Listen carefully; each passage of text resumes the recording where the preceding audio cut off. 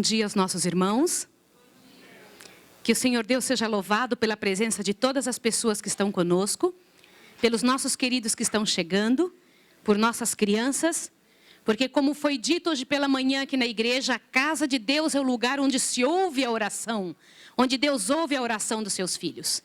Que Deus possa abençoar você, que Deus possa encher seu coração, que você possa receber o que veio buscar pela presença e pela graça do Senhor Jesus Cristo. Que o seu coração saia daqui tão cheio daquilo que Deus preparou para a sua vida, para o seu coração e para a sua história pessoal. Eu quero cumprimentar também os nossos queridos que estão nos ouvindo em casa.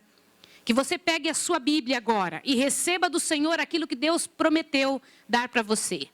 Há bênçãos para a sua vida e para a sua história. Há mais, muito mais do que se consegue dizer e pensar para a vida daqueles que se entregam ao Senhor. Preste atenção, é o seu momento de receber bênçãos dos céus. Nesse momento, meus irmãos, vamos nos encomendar novamente ao Senhor Deus das alturas, ao Deus eterno, Senhor dos exércitos. Nós sabemos que já oramos, já pedimos a Deus as bênçãos, mas nós vamos nos encomendar a Deus mais uma vez agora. Vamos pedir ao Senhor Deus, cada um de nós, que sejamos ungidos pelo Espírito Santo de Deus. Que nossa mente esteja apta para ouvir, para entender, para obedecer, para compreender as verdades do céu. Vamos pedir perdão a Deus sobre qualquer coisa que tenhamos feito que impeça que o Espírito Santo fale conosco através de sua palavra, através da palavra de Deus. E então você vai sair daqui da maneira como Deus esperava que você saísse. Vamos orar agora ao Senhor, vamos nos encomendar a Ele, que Deus possa nos abençoar. Vamos orar. Misericordioso Deus e Pai, louvado seja o Teu nome, Senhor, por todas as bênçãos, por Seu amor, por ter enviado Jesus Cristo, nosso Redentor, o Criador do universo, por quem o Senhor fez o mundo, aquele que está no lugar santíssimo do santuário celestial, para onde eu envio agora, pela fé, a oração que estou fazendo, Senhor, e a oração dos meus irmãos. Senhor, perdoa-nos como Teu povo. Perdoa a mim, Senhor Deus, como Tua filha, e em nome de Jesus Cristo nos receba no Teu lugar santíssimo. Queremos ouvir a Tua voz, Senhor, queremos receber de Ti. E todas essas pessoas que nos ouvem em suas casas, Pai Santo, sejam abençoadas também. E que mudanças, Pai de amor, sejam feitas em suas famílias, em seus lares, em suas vidas, em qualquer lugar do globo onde estejam, Senhor, para a glória do Teu nome. Em nome de Jesus nós os entregamos e agradecemos. Amém, Senhor. Amém.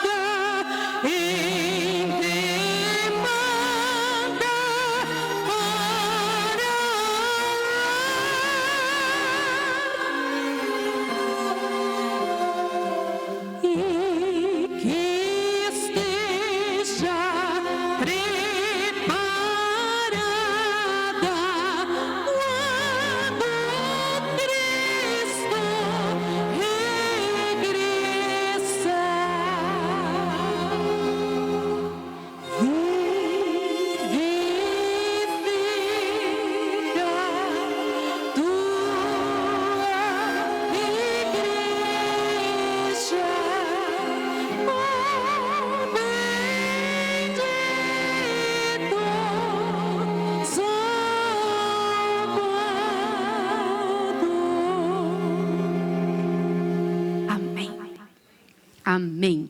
Amém. Louvado seja o nome do Senhor.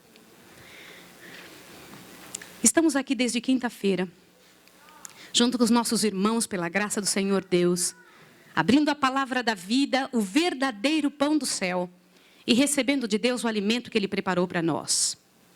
Para o povo do Senhor, Deus tem mais para dar. Na quinta-feira nós pregamos a respeito de um Deus que ressuscita, de um Deus que cumpre promessas, de um Deus que restaura vidas, de um Deus que perdoa pecadores, que é especialista em vidas destruídas, de um Deus que é capaz de levar seres humanos perdidos à graça da glória e da beleza do Senhor Jesus Cristo, porque um dia seremos como Ele é. De um Deus que é detalhista, que é minucioso, que cuida de coisas e detalhes tão pequenos e todos desenvolvidos para a nossa salvação. E todas as coisas que acontecem na sua vida têm um propósito especial. O Senhor Deus é capaz de transformar misérias em alegrias muito grandes. O céu vai estar cheio de ex-viciados, de ex-prostitutas, de ex-ladrões, de ex-drogados, de ex-matadores, de ex-faladores, de ex-caluniadores, todos vitoriosos pela glória do Senhor. A Bíblia nos diz que quando nós entrarmos no céu, os mundos inteiros vão nos aplaudir e vão dizer, está entrando um vitorioso, pela graça do Senhor. Na quinta-feira nos foi apresentado, eu quero que passe aquele detalhezinho para nós, por favor, no PowerPoint. A primeira matéria do PowerPoint, por favor, coloque para que nós possamos ver. E eu queria que você tomasse atenção sobre esse detalhe do que foi passado sobre os 12 patriarcas. É muito importante que você veja. Lembre-se que nós falamos sobre eles: Sete, Enos, Cainã, Maalalel, Jared, Enoque, Matusalém, Lameque e Noé. Você se lembra que nós comentamos que Deus é minucioso? Ali estão os significados desses nomes. Vocês conseguem ler? Toda vez que uma criança, no meio do povo de Israel, falava, decorado, os nomes dos 10 primeiros patriarcas, eles estavam dizendo toda a história da redenção, detalhe após detalhe. E eu queria que você lesse o resultado de cada uma dessas palavras, de cada um desses detalhes. Vamos ler juntos? De cima para baixo, tente ler. O homem, posto em lugar do Éden, caiu. Lamentou-se. O bendito Deus descerá, ensinará obediência, disciplina. Sua morte trará poder, consolo, paz, descanso e bem-estar. Pode imaginar o que é isso? Esse é o significado da palavra em hebraico, do que significam esses nomes dos 10 primeiros patriarcas. Toda vez que o povo de Deus falava o nome dos 10 primeiros patriarcas, eles estavam recitando o plano da redenção. Dê uma olhada. Quem é esse Deus que você acredita? Quem é esse Deus em quem você crê? Que você ora, que você busca? Ele é o maior matemático que eu já vi. Detalhista em todos os pontos. A cidade que Ele está fazendo no céu tem tamanho, altura, espaço interno, tudo detalhado do mesmo tamanho. A cidade que Deus está fazendo tem um centro com 12 portas. Cada lado da cidade, daquele quadrado perfeito, nós falamos isso naquele dia. Imagine que este quadrado aqui na minha mão é a cidade de Deus. Ela tem altura, largura, profundidade igual. Aqui está a cidade de Deus. O Deus para quem você ora tem o trono dele aqui bem no centro. No centro dessa cidade. O trono de Deus. E o trono de Deus é um negócio grandiosíssimo. Fica no meio da cidade. Como tem 12 portas, eu queria que você imaginasse o seguinte. São 3 portas aqui, 3 portas aqui, 3 aqui e 3 aqui. Está claro para vocês? Como no centro está a cidade de Deus, cada uma das portas tem uma estrada, um caminho que leva até o centro. Então são avenidas. Por isso que a Bíblia diz, nas avenidas da cidade de Deus, no santuário da morada do Altíssimo, Salmo 46. Estas avenidas vêm em cada uma das portas. Ali estão as portas que vão dar para o centro da cidade de Deus. Agora você lembra que lá em Apocalipse é uma promessa de Deus dizendo: ao que vencer, ser-lhe-á dado entrar na cidade pelas portas. Então não é uma porta só pela qual você vai entrar. São as portas da cidade de Deus. E nós falamos um pouquinho sobre isso na quinta-feira. E prometemos que íamos falar hoje. Mas por que as portas? Cada uma das portas da cidade de Deus tem um nome sobre ela.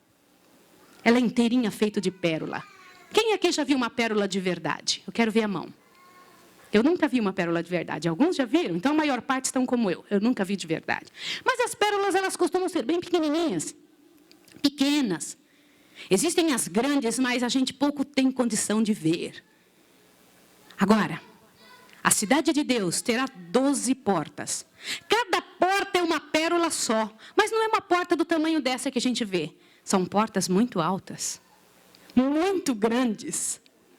E cada parte da porta tem um fundamento.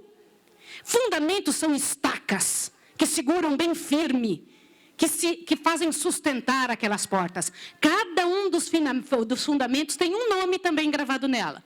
É o nome dos 12 apóstolos. Então preste bem atenção. 12 apóstolos, 12 tribos de Israel, que são os 12 filhos de Jacó. Ontem à noite nós demos uma passadinha, uma viajadinha pelo tempo. E descobrimos algumas coisas grandiosas que o Senhor Deus tem para nós. Também ontem à noite falamos sobre a maior responsabilidade do povo de Deus na terra. E eu sei que nós estudamos a respeito destas verdades especiais do Senhor. Mas eu quero fazer a pergunta de novo. Qual é a razão pela qual você foi trazido a esta hora da história da terra, para esta época, para este momento na história do mundo? Por que você nasceu agora? Opa, agora eu ouvi. Muito bom. O que foi dito? Para que viemos agora? Para pregar as 3 mensagens angélicas. Irmãos, vamos falar todo mundo isso? O inferno treme, os demônios tremem quando os filhos de Deus sabem sua responsabilidade e se empenham por falar. Qual é a razão pela qual estamos aqui? Pregar as 3 mensagens angélicas. E onde elas estão? Apocalipse 14, versos 6 a 13. Vejam bem, 6 a 13. Louvado e bendito seja o nome de Deus. Agora, ontem à noite nós comentamos que se estamos aqui para pregar essa verdade, essa mensagem de Deus, e é esta a razão pela qual nascemos, imagine a razão pela qual os seres humanos nasceram. E nós não nascemos por acaso na época de Adão. Nós não nascemos por acaso na época de Noé. Nem na época do povo de Israel no Egito, nem na época do povo instituído ali frente a Davi e os reis de Israel, nem na época de Daniel, nem na época de Jesus, quando Jesus foi levado para ser crucificado, nem na época da Idade Média. Por que Deus te escolheu para nascer agora? Por que não antes?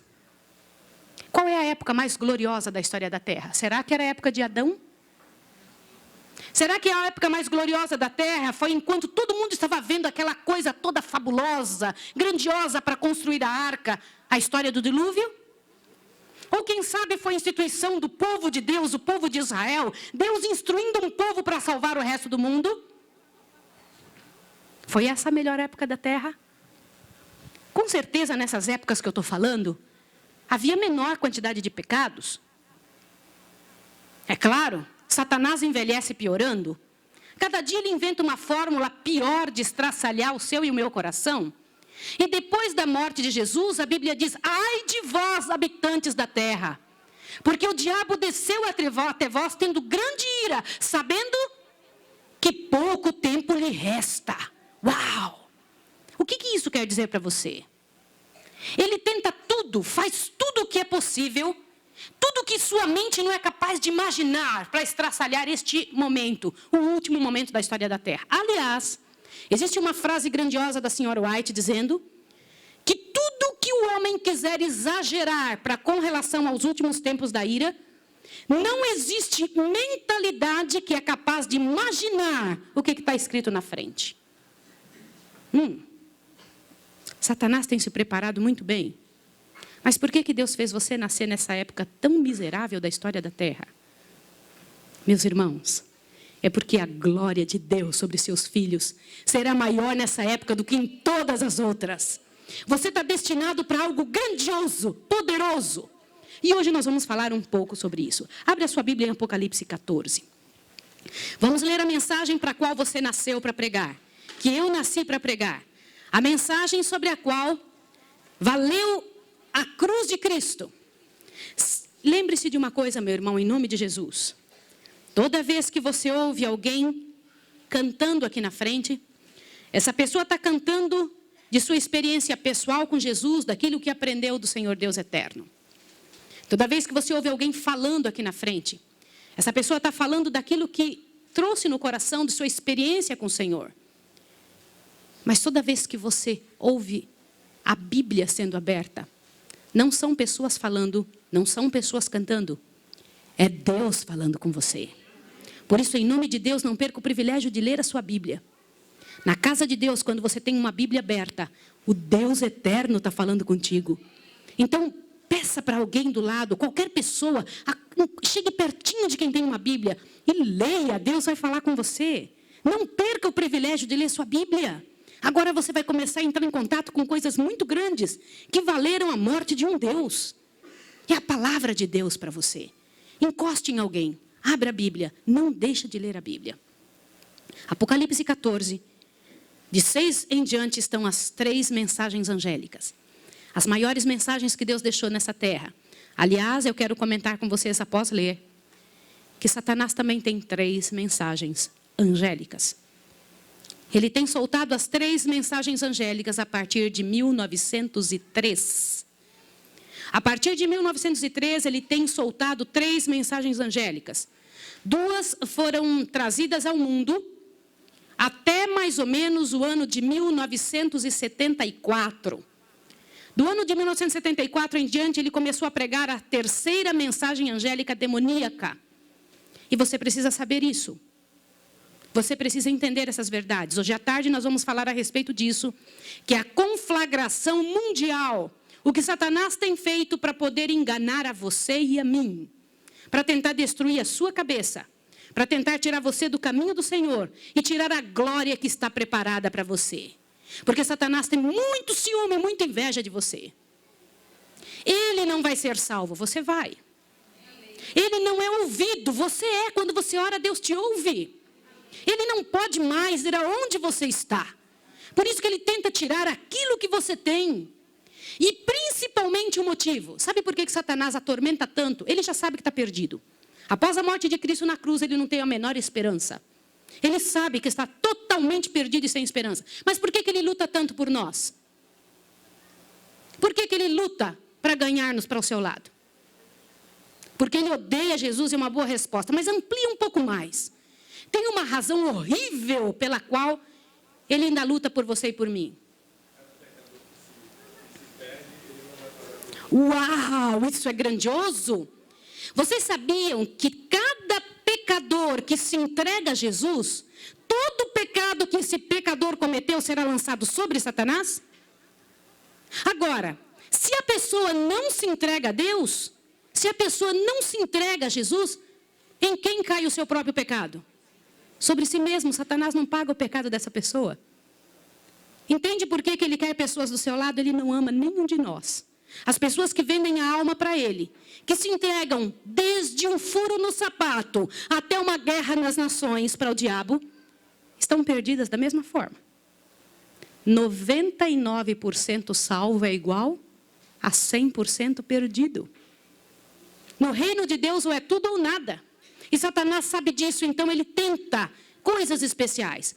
As 3 mensagens angélicas do diabo começaram a ser pregadas nessa terra a partir de 1903. E você precisa entender isso. Mas agora vamos ler as 3 mensagens de Deus? Aquelas que nós esquecemos que em nossas igrejas não são mais pregadas. Aquela que nós nem sabemos onde está na Bíblia.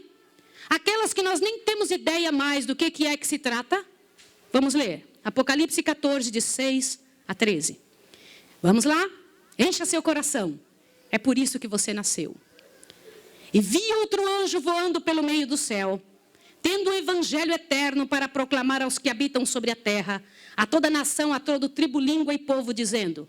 O que era para dizer? Leia o verso 7.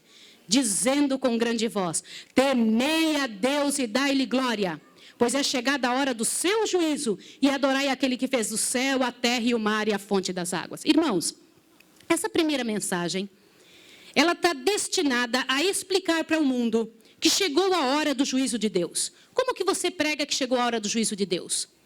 Para isso você tem que explicar que Jesus não está na cruz, não está na manjedoura. Jesus está no santuário celestial, no lugar santíssimo. E essa mensagem só os adventistas do sétimo dia no mundo inteiro possuem. E a pessoa não consegue entender a salvação se não compreender essa verdade.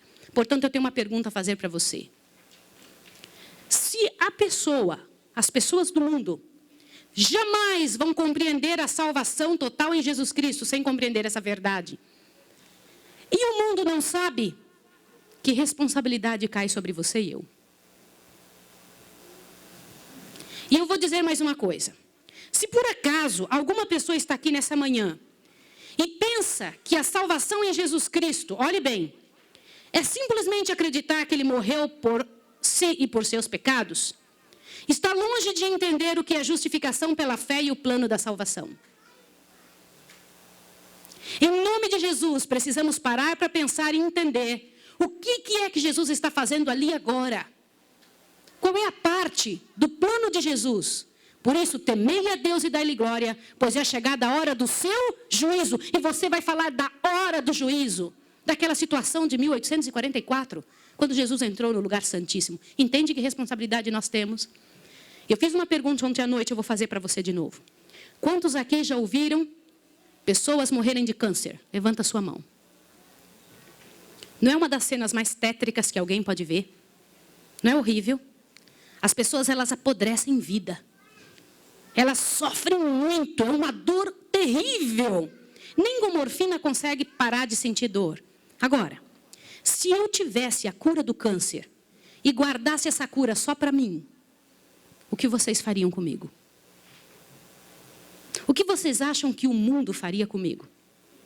Agora, se eu soubesse a cura do câncer, Deus tivesse dado isso para mim, para ofertar para as nações, e eu não falasse para as nações, o que Deus iria fazer comigo? Por isso, meus irmãos, é muito sério o que você sabe. E se você não sabia, de hoje em diante você vai saber. Vamos à segunda mensagem angélica? Apocalipse 14, verso 8.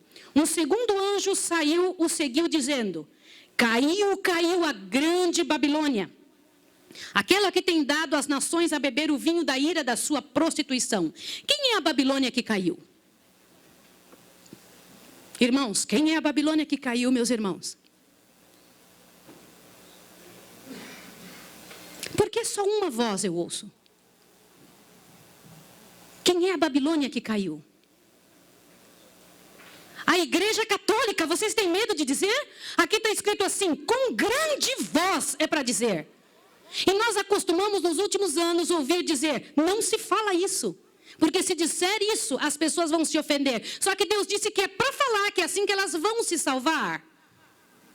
Quem diz que não é para falar está reescrevendo a Bíblia, porque na Bíblia está escrito que é para falar com grande voz. Quem é a Babilônia que caiu? A Igreja Católica. E é verdade, a igreja caiu e ela deu a beber uma série de venenos. E o mundo está embriagado com os erros que estão ali. E é preciso dizer, existem irmãos sinceros sim nessas igrejas. E eles ouvirão esta verdade e vão dizer, eu quero sair desse erro. Por acaso eu estou dizendo algo que eu inventei? De quem é essa verdade?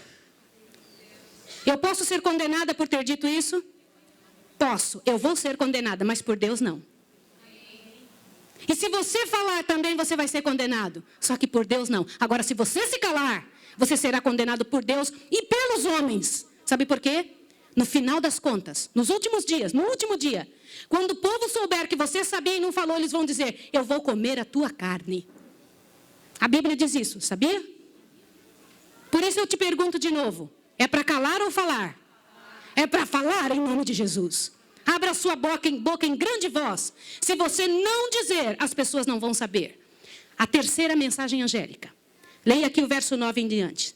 Seguiu ainda um terceiro anjo dizendo, com grande voz, se alguém adorar a besta e a sua imagem, e receber o sinal na testa ou na sua mão, também o tal beberá do vinho da ira de Deus, preparado sem mistura no cálice de sua ira, e será atormentado com fogo e enxofre diante dos santos anjos e diante do Cordeiro. E a fumaça do seu tormento sobe para todo sempre.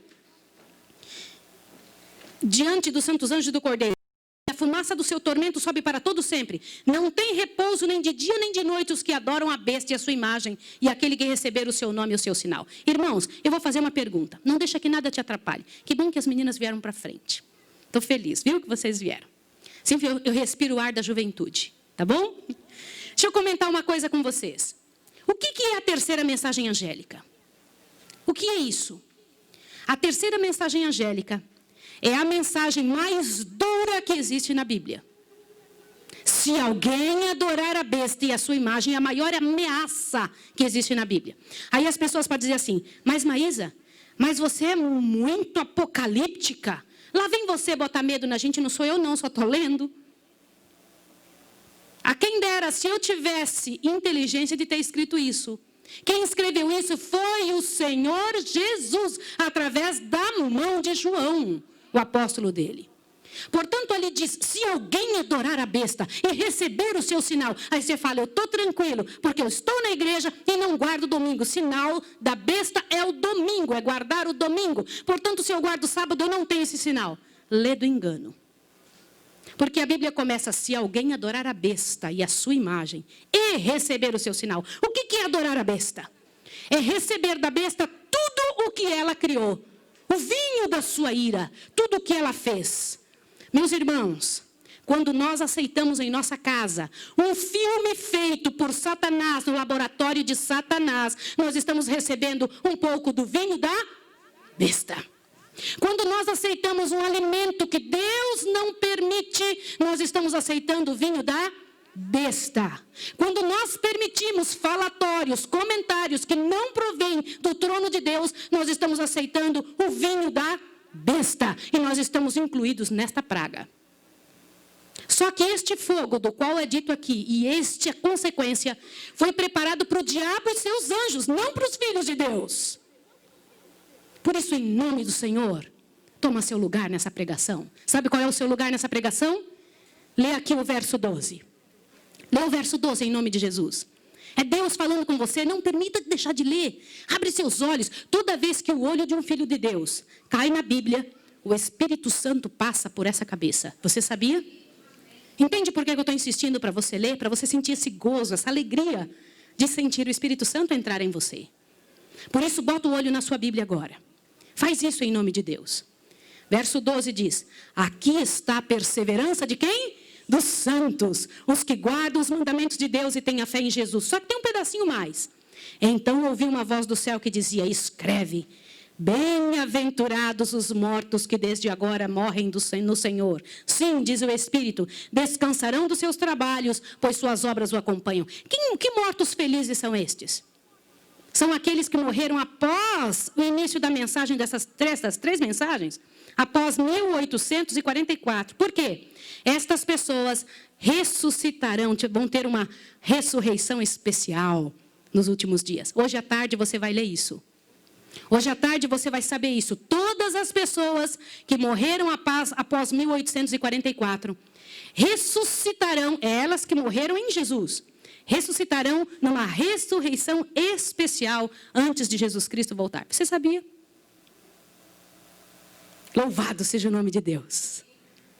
Porque se eu falecer, se você falecer, eu vou ter a graça de ver esses olhos das pessoas que eu amo, ressuscitadas um pouquinho antes de Jesus Cristo voltar, no meio daquela confusão toda, mas com o rosto brilhando para esperar o seu Senhor nos ares. E poder dizer assim, este é o nosso Deus a quem aguardávamos e Ele nos salvará. Louvado seja o nome do Senhor. Estes foram os temas pregados até ontem.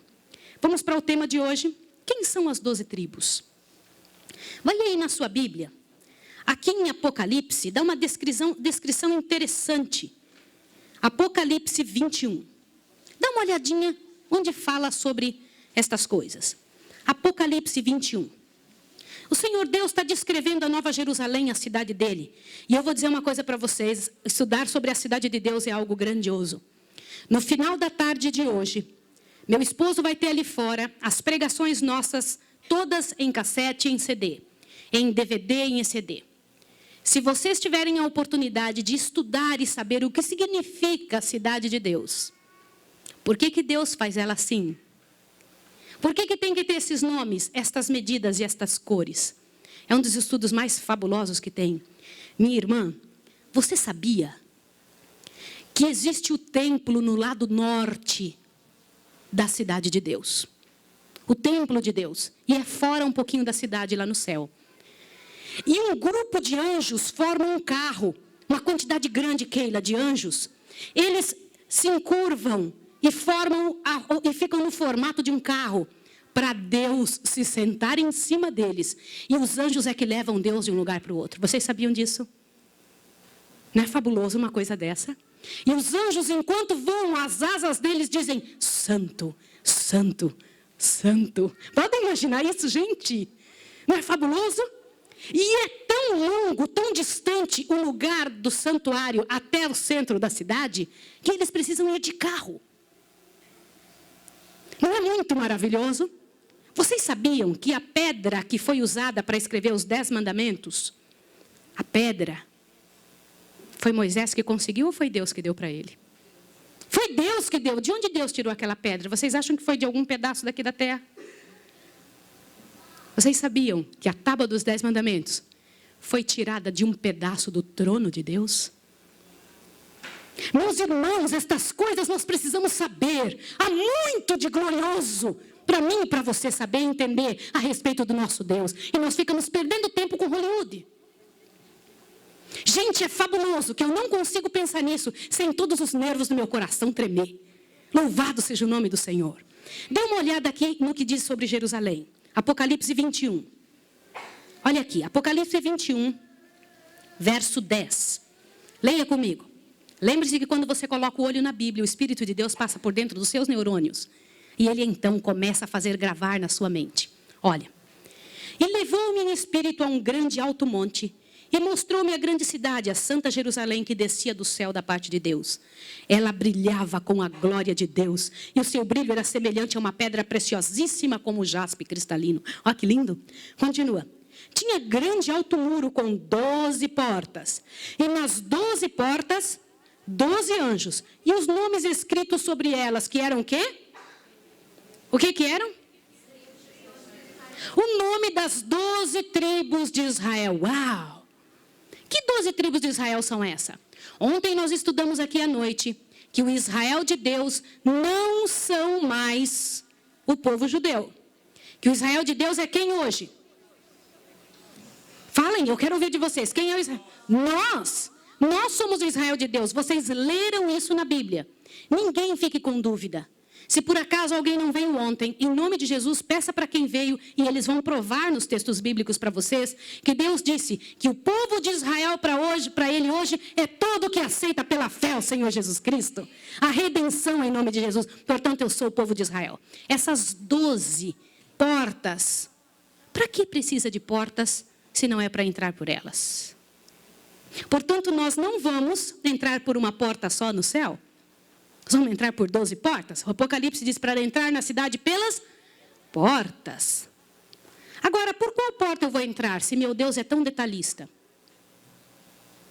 Por qual porta você vai entrar? Você acha que vai ser tudo na bagunça, eu entro por onde eu quiser?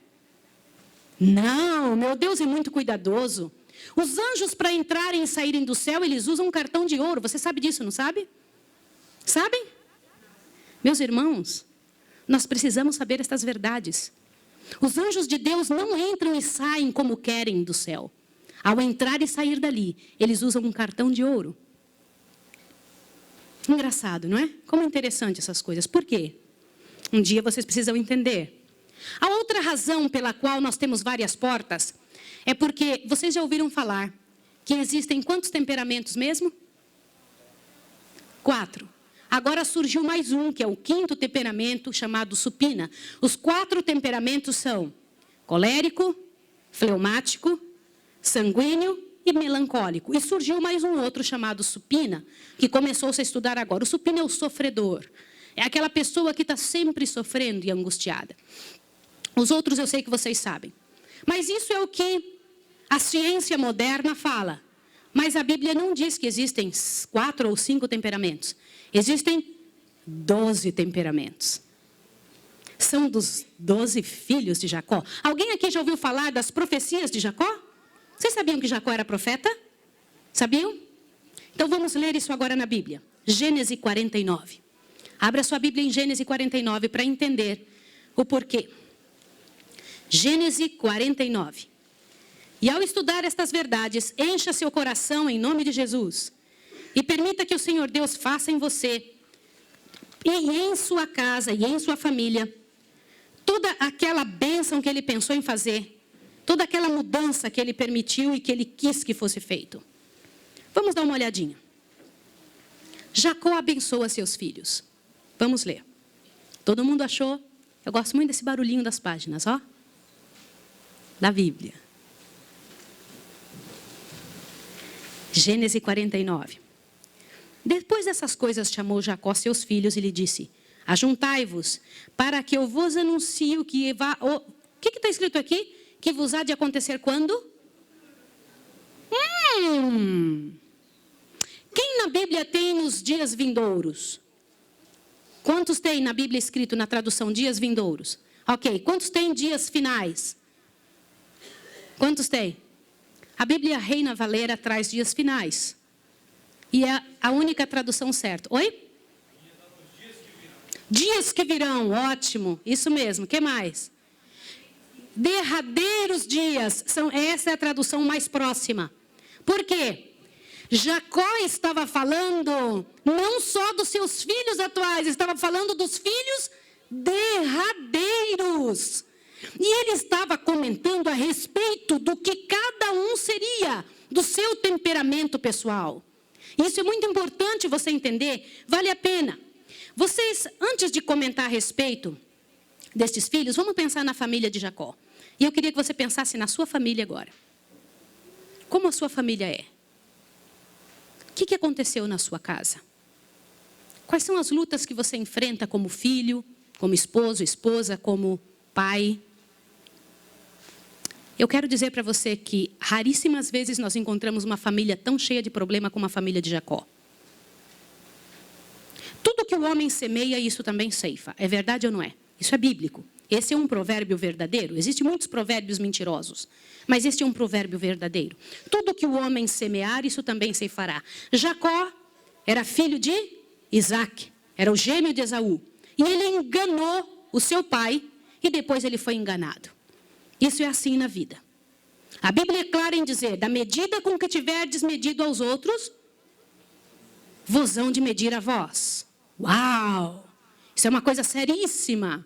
Portanto, nós semeamos, nós somos arquitetos do nosso próprio destino. Nós mostramos o que queremos colher. Porque Deus é muito justo, Ele não te deixa colher o que você não plantou. Ainda que você passe por uma injustiça durante um tempo, Deus vai te dar a vitória, se você estiver certo. Acredite no que eu estou lhe dizendo. Avante. Jacó foi enganado 14 anos de trabalho por seu sogro. Lembra que ele trabalhou pela sua esposa que ele queria, que era Raquel? E, no entanto, foi dado a ele Léa. A esposa verdadeira de Jacó é? Quem? É Léa, não é Raquel. Foi com quem ele se casou primeiro. Essa é a verdadeira esposa dele. Aliás, Deus não aceita bigamia. Deus não aceita esse tipo de situação. Mas isso é história para outro sermão. E naquela família, Léa era a primeira esposa. E ela não era amada por seu marido. Agora vamos tentar pensar um pouquinho sobre o caráter de Léa. O pai entregou ela no lugar de Raquel. Só que para ela ser entregue no lugar de Raquel, ela teve que aceitar. Ela teve que fazer um pacto com seu pai para isso. E ela colheu a amarga colheita disso. O marido dela nunca conseguiu amá-la. E ela, cada cada vez tentava, de alguma maneira, fazer com que o coração do seu marido fosse seguro ao dela. Mas ela não conseguiu. Eu imagino como Jacó olhou para ela no dia seguinte e dizer, como que você foi capaz de fazer uma coisa dessa? E ela foi sempre a segunda. Que dureza. Era a primeira perante a sociedade, mas era a segunda no coração de Jacó. Eu não sei se terceira, quarta, mas era a segunda na escala. Léa, então, e Raquel brigavam muito. Eram inimigas. Que lar horrível que Jacó começou fazendo, hein? Que mau começo. E, de repente, Léa ficou grávida. Ficou grávida de um primeiro filho. E vocês sabem que nome foi que ela colocou nesse primeiro filho? Rúben. Sabe o que significa Rúben? Veja, um filho. É esse o significado desse nome. Veja, um filho. Ela ficou toda feliz. Depois ela engravidou outra vez. Teve um segundo menino. Como era o nome do segundo menino dela? Simeão, que significa obedecer, escutar. E depois engravidou outra vez. Ela disse, dessa vez meu marido se unirá a mim. Eu vou botar o nome do meu filho de união a Deus. E engravidou outra vez. E ela disse assim, agora todos vão louvar o meu nome. Eu vou colocar o nome desse filho de louvem. Ela deu à luz a Judá. Olha a angústia dessa esposa de querer amor. De querer amor. Aí então, quando ela parou de dar à luz, quando ela começou a ficar tranquila com 4 filhos que ela teve, Raquel, quando via que ela não engravidava, foi lá e pegou sua serva chamada Bila e trouxe para o esposo e falou, olha, meu Deus tem que me fazer justiça. Você tem que ter um filho com essa mulher para eu ter nos meus braços. Eu preciso de justiça. E Jacó, então, que era um homem muito bom, né? Gostava muito de sua esposa, aceitou outra esposa. Foi isso mesmo. Ai, Jacó, colhedor de problemas, plantador de problemas. Make troubles, né?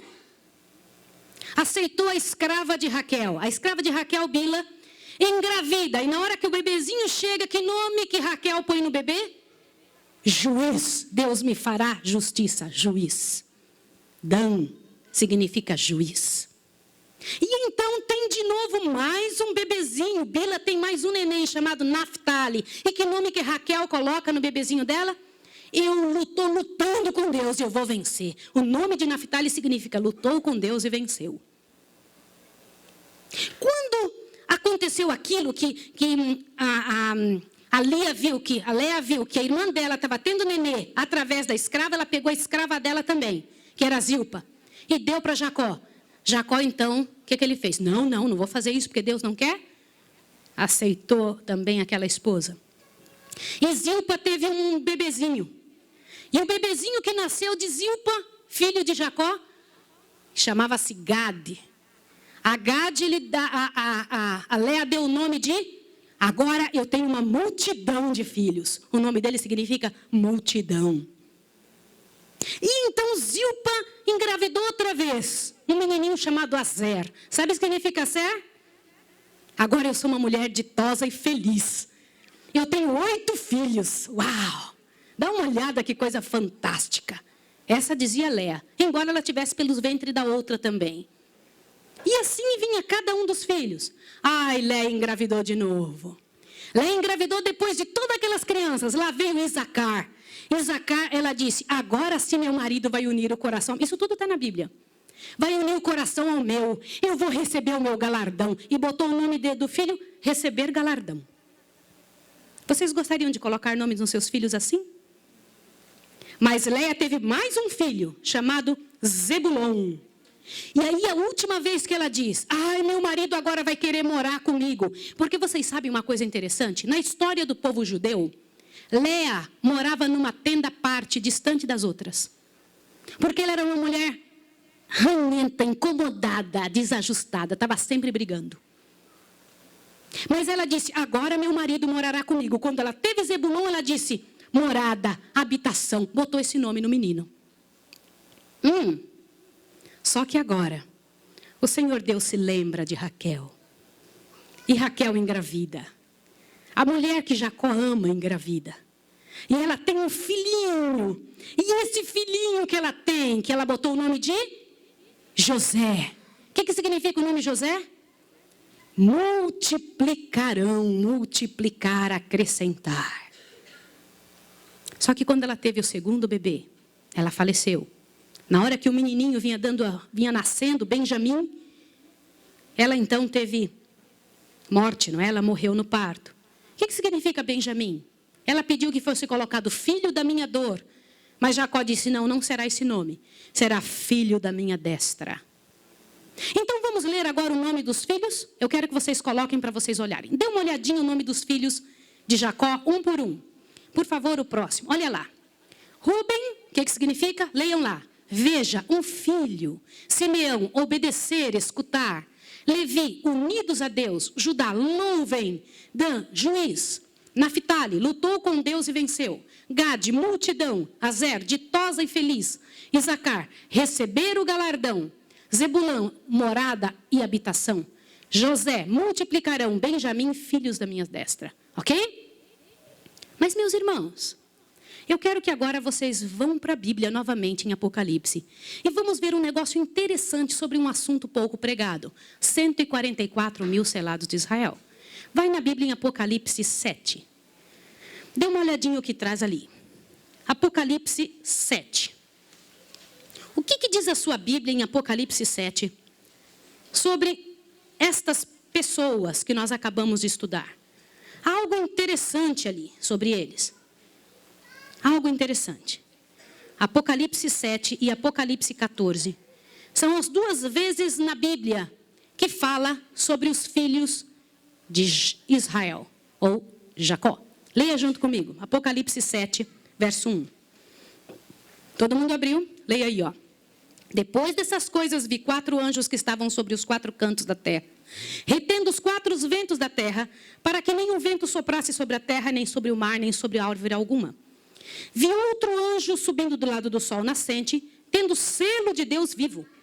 Ele clamou com grande voz aos 4 anjos a quem dado o poder de não danificar a terra, dizendo: não danificais nem a terra, nem o mar, nem as árvores, até que tenhamos selado nas suas testas os servos de Deus. E ouvi o número dos que foram selados, e eram 144 mil de todas as tribos de Israel. Leu 5. Presta atenção que você precisa perceber uma coisa. 5. Das tribos de Judá, quantos? Foram selados. Da tribo de Ruben, 12 mil. Da tribo de Gade, 12 mil. Da tribo de Azer, 12 mil. Da tribo de Naphtali, 12 mil. Da tribo de Manassés, 12 mil. Da tribo de Simeão, 12 mil. Da tribo de Levi, 12 mil. Da tribo de Isacar, 12 mil. Da tribo de Zebulon, 12 mil. Da tribo de José, 12 mil. E da tribo de Benjamim, 12 mil. Meus irmãos, que nome está faltando? Por que está faltando Dan?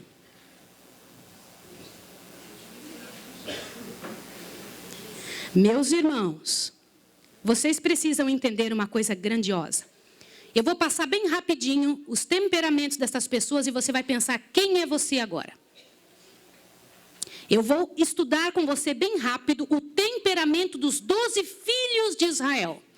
E você vai pensar, esse sou eu, e não vai contar para ninguém. Porque estes temperamentos foi Deus que deu para cada um deles. Tá bem? E você precisa pensar nisso.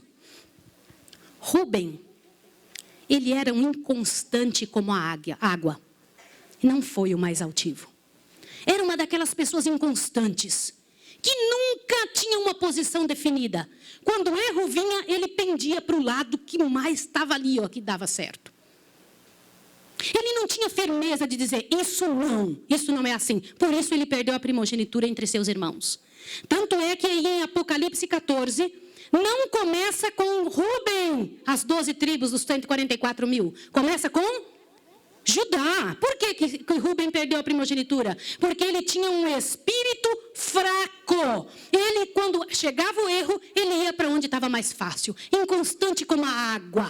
Não serás mais altivo. Já viram como a água faz? Fica procurando o caminho mais fácil. Quando aparece uma pedra, ela desvia. É assim.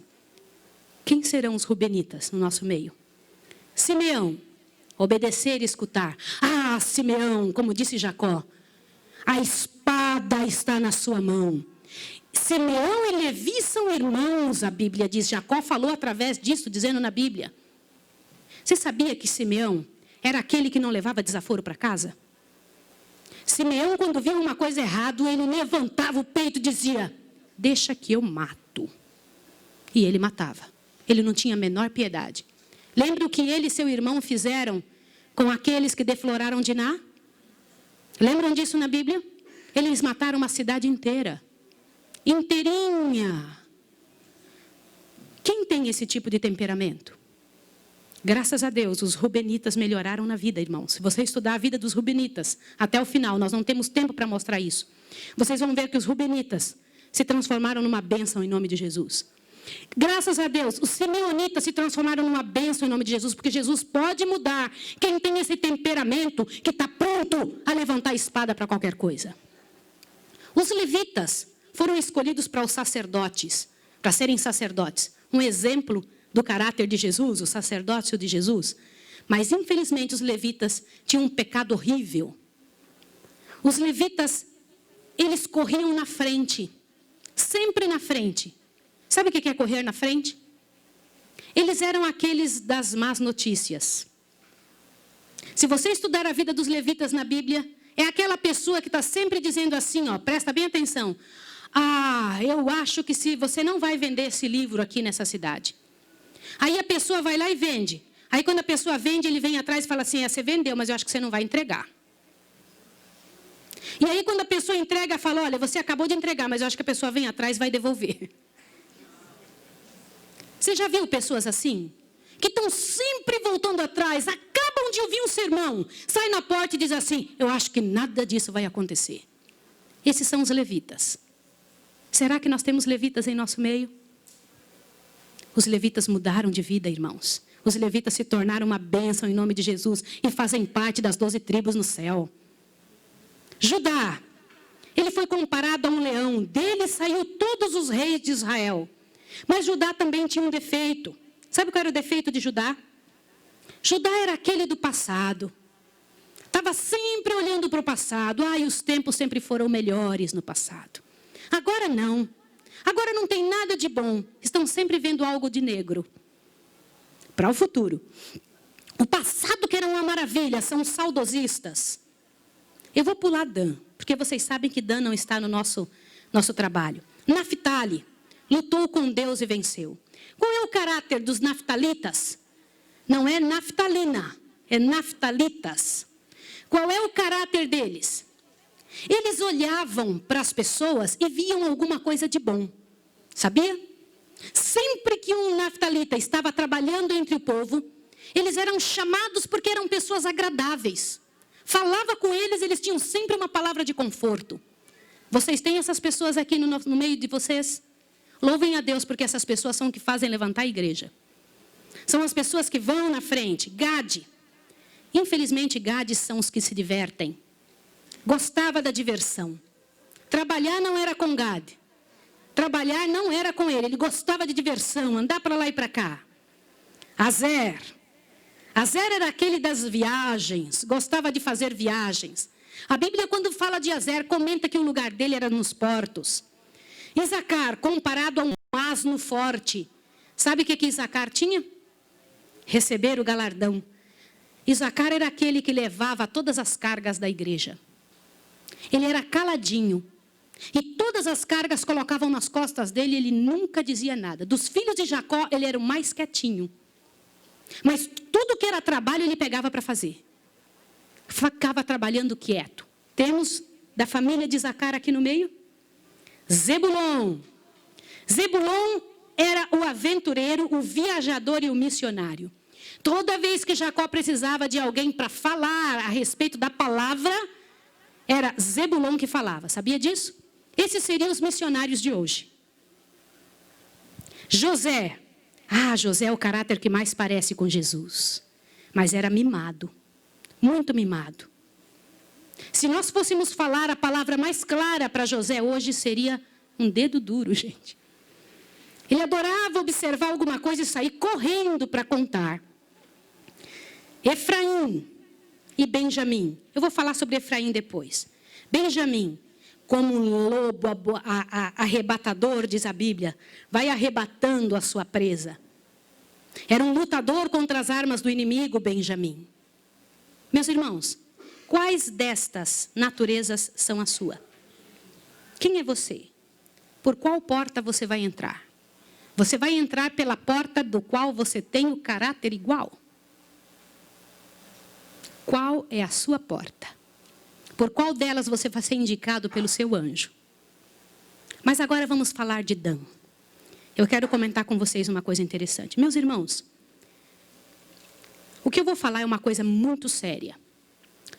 Vai ser muito rápido, mas eu imploro para você para que você veja algo interessante sobre Dan.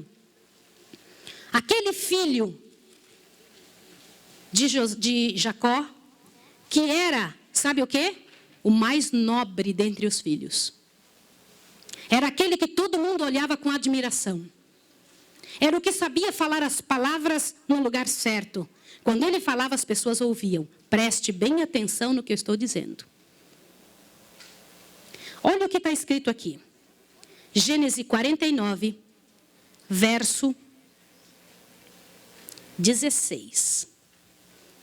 Vamos ler devagarinho, para que entre na sua cabeça, para você entender quem são os danitas que foram retirados do céu. Dan julgará o seu povo como uma das tribos de Israel. Para o dedo aí, não lê para frente. Jacó disse para ele, você foi colocado por Deus como juiz. Ele tinha capacidade de discernimento. Deus tinha dado para ele a capacidade de olhar alguma coisa e entender do comportamento das outras pessoas como fazer para ajudá-las. Está claro isso daqui? Vocês já viram pessoas assim que olham, que ouvem? Na verdade, ele seria um bom psicólogo cristão. Deus tinha dado para ele condição de observar, ver e trabalhar aquilo de forma correta. Dan julgará o seu povo como uma das tribos de Israel. Foi o que Deus programou para ele. Deus deu a Dan discernimento para ser juiz. Mas, desgraçadamente, não usou isso para Deus. Usou isso para buscar fazer de sua própria vontade um laço. Ele usou o seu dom de juiz para buscar o mal nos demais e acusar falando mal dos outros. Leia o próximo versinho. O verso 17. Dan será serpente junto ao caminho, uma víbora junto à vereda, que morde os calcanhares do cavalo e faz cair o seu cavaleiro por detrás. Uau!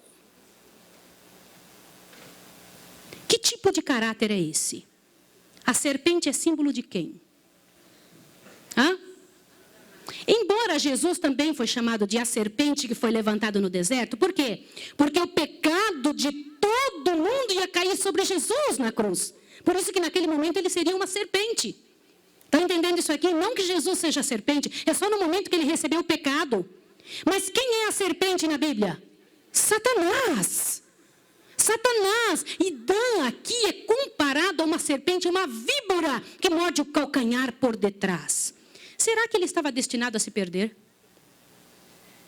O plano que Deus tinha para ele era bom. Mas por que aconteceu isso com Dan? Para ser serpente que morde por detrás, foi o que lhe custou sua entrada no reino de Deus. Deus odeia esse tipo de caráter. Abre a sua Bíblia em Provérbios 6. Dá uma olhada. Poucos lugares na Bíblia fala que Deus odeia alguma coisa. Só existem 2 lugares, na verdade, que falam que Deus odeia alguma coisa. Uma delas é esse lugar que você vai ler. Provérbios 6. Em nome de Jesus, abre a sua Bíblia em Provérbios 6 para você ficar pasmo o que Deus traz ali para você e para mim. Porque isso é muito sério para hoje nós tomarmos uma posição em nome de Jesus. Leia. Meu irmão, eu vou te dizer uma coisa. Quem lê a Bíblia dentro da igreja não dorme no banco. Não sente sono. Porque o Espírito de Deus revigora os neurônios. Provérbios 6, verso 16 em diante. Dá uma lida aqui o que a Bíblia fala. Ó. Há 6 coisas que o Senhor... Só que há uma 7ª o quê? E uma 7ª que sua alma o quê? Abomina. É mais que odiar. Vamos ler quais são essas 6 coisas e a 7ª? Vamos ver o 17. Olhos altivos. O que é olho altivo? O que é olho altivo? Orgulho, aquela pessoa que olha por cima das outras assim. Vocês já encontraram isso? E não é o que a moda ensina? Dá uma olhada que coisa interessante que o diabo coloca no mundo. Não é o que a moda ensina? Tem que olhar por cima dos outros.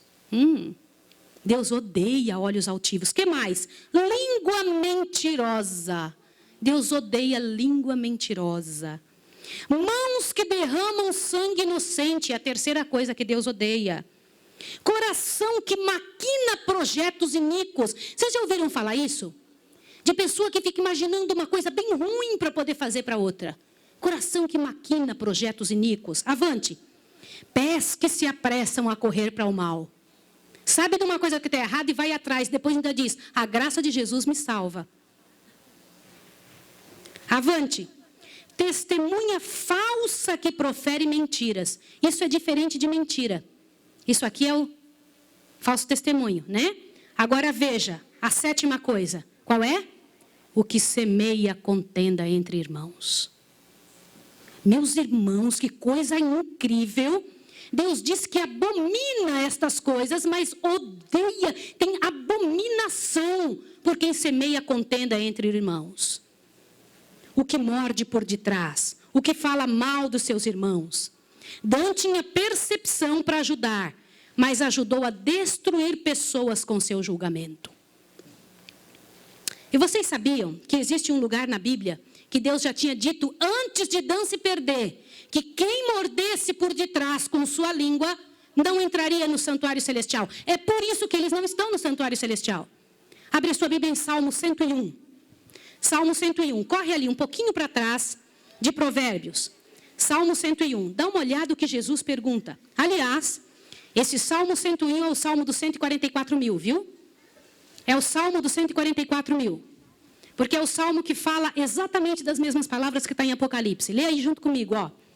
Salmo 101. Vamos ler juntos 144 mil de Deus. Vamos ler? Diz assim. Louvai ao Senhor. Louvarei ao Senhor de todo o meu coração na Assembleia dos Justos e na congregação. Grandes são as obras do Senhor, consideradas por todos que nelas têm prazer. Glória e majestade em sua obra, e sua retidão permanece para sempre. Fez lembradas as suas maravilhas.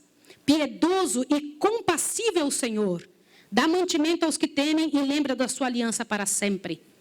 Mostrou o seu povo, 101. Desculpa, estou lendo 111.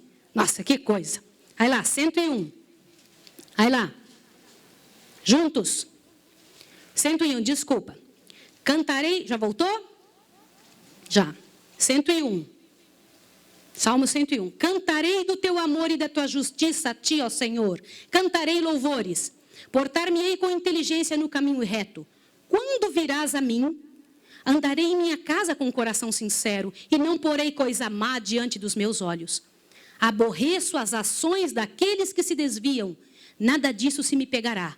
Longe de mim o coração ainda perverso. Não conhecerei o mal. Agora, lê isso aqui, o 5. Aquele... O quê? O que está escrito? Aquele que difama o seu irmão às escondidas, o que Deus diz que vai fazer? Eu o destruirei. Meus irmãos, que coisa séria isso! A pessoa que faz isso vai se perder, Deus disse. Este é um assunto gravíssimo. Sabe por quê? Porque os danitas se perdem, eles não se salvam. É a única tribo. Gente, maior que o pecado de adultério, maior que o pecado de roubar. Algumas pessoas pensam que pecado não tem tamanho perante Deus. Tem tamanho. Porque o pecado de falar mal do outro não dá liberdade do outro se defender. Vocês sabem de uma coisa? Existe uma frase poderosa. Falar mal dos outros, mesmo que seja verdade, é pecado. Ainda que seja verdade. Vocês sabem o que acontece nas nossas reuniões de comissão? Quando nós nos sentamos como chefes de nossa igreja e abrimos a nossa boca para falar da vida de alguém, sem ter falado com a pessoa, nós estamos cometendo um pecado de abominação perante Deus. Se nós não falamos com a pessoa antes de falar aquilo em frente das pessoas, nós estamos sendo mensageiros de Satanás, não de Deus. Isso é coisa seríssima. Por quê? A Bíblia diz, se você tem algo contra o seu irmão, você vai aonde? Você vai no ouvido do irmão? Não. Você vai no ouvido do pastor? Não. Você vai primeiro a ele. E depois, se não der certo, você leva uma testemunha e fala com a pessoa. Se não der certo de falar uma testemunha, você fala para quem? Só para o seu pastor e mais ninguém. Isso é salvar pessoas. Agora, quando você tem algo contra alguém e que você fala para outra pessoa, você é dom. E o céu está sendo negado de você nessa hora. Meus irmãos, que pecado horrível que nós cometemos. Infelizmente, hoje você entra nos supermercados, você vê uma multidão de revistas. Sobre o quê? Fofoca. Hoje em dia, se liga a televisão, tem programas inteiros para mostrar como as pessoas brigam. As pessoas têm um prazer mórbido de saber das desgraças que os outros passaram. Sabe esses programas que aparecem aí de... um juiz aparece julgando a vida das pessoas. E aí aparece lá uma mulher dando um monte de tapa no marido. Gente, que coisa absurda! Por que filhos de Deus teriam prazer de ver um inferno desse? E as novelas, elas são o quê mesmo? Não são uma exposição da vida? Hoje em dia existe milhões, bilhões de dinheiro sendo gasto e ganho através de maneira de colocar uma câmera dentro da casa das pessoas para ver o que elas estão fazendo. Vocês sabem o que é isso? É o alimento que Satanás está dando para transformar 1 milhão de danitas. Pessoas que falam, que comentam sobre a vida dos outros. Pessoas que adoram comentar. Mas isso, gente, até olhar isso e aquilo é um pecado danoso, horrível. Mas eu vou dizer uma coisa. Pior é quando filhos salvos, gente da igreja de Deus, toma esse partido e vem na casa do Senhor e fala mal. Agora, o pior ainda é quem ouve. Abre a sua Bíblia em Provérbios. Sabe por que tem o falador?